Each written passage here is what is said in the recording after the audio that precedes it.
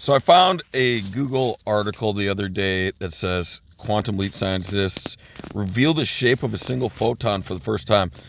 And it's actually really cool.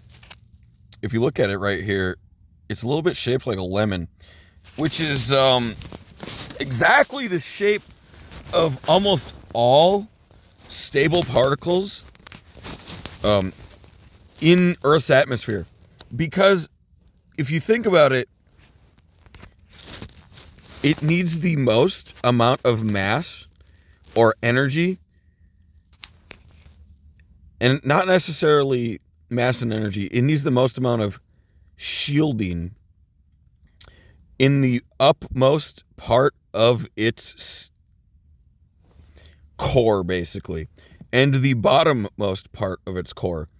Now, not necessarily does it need it in the most bottom part of its core. It would just naturally be there if it was a stable particle, because the operation should be expending energy in order to push up to the top side of the particle.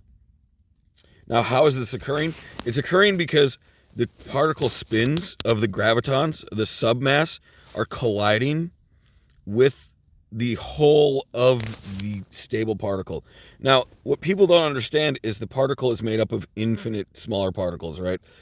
So the photon should theoretically be still made up of infinitely smaller bits as well that are constantly colliding and reacting and changing. Now, because it's a stable particle, that means it's stable for a long period of time within the current operation, that which is visible spectrum of Earth. And this is not the visible spectrum. This is a theoretical spectrum where we are making quantum entanglement. We're making eye upgrades, basically. We're making microscope upgrades. We're making quantum computers into microscopes, into eyes that are more advanced and more upgraded. And then we're taking pictures of photons like this. That's going to happen a lot in theoretical science. And I'm really big into theoretical science. I'm into like super metaphysics, theoretical universe science, infinity particle, and all that kind of jazz. And light is made up of infinite mass. So real light should be made up of infinite mass, right?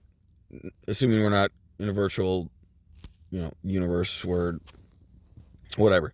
Doesn't matter. Even if it was virtual, it would still have infinite mass within the equilibriumism, but that's completely different up to the point in which, order's created. But we're not going to assume that. We're going to assume that we're in the real universe with infinity particle. Now, why does it need so much on the top side? Is because gravity is mostly coming in from the top side, and it's mostly going out on the bottom side, down, right? The gravitons, most particles are blocked by Earth, right? So the stars can't shoot you from the other side. They're already pre-firing here, right? So it needs the most from the top side in order to store that kinetic energy and maintain stability. Otherwise, you would split and react into multiple photons, for example. Now, I assume that's always happening, where photons are reacting with other photons. And, gravitons are also reacting with photons of light. And that creates a visible equilibrium, which is very true if you realize that there's no blind spots on Earth. Like, every angle is visible. Like, you can look at every single angle. That's because the mass and energy is already being pre-fired in every single possible direction, because it's reacting with each other parts and other mass. Kind of like the sky is blue because it's slightly reacting with the molecules in the air that are colored blue, but it's just that they're so undense in gas form that they don't react as blue. They react as light blue or sky blue. Now, this is a really cool idea here that I wanted to share with y'all, because, like, I said visualizing particles at the lowest level on Earth within Earth's stability is so cool that this is what I didn't theorize that the bottom would be a little bit protruding out.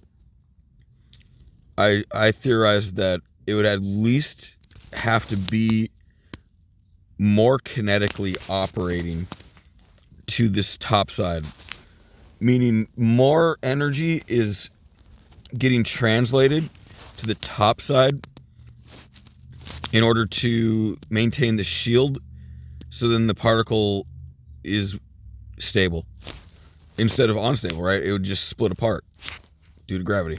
But yep, here's a really cool idea I'm sharing with y'all. Have a good day.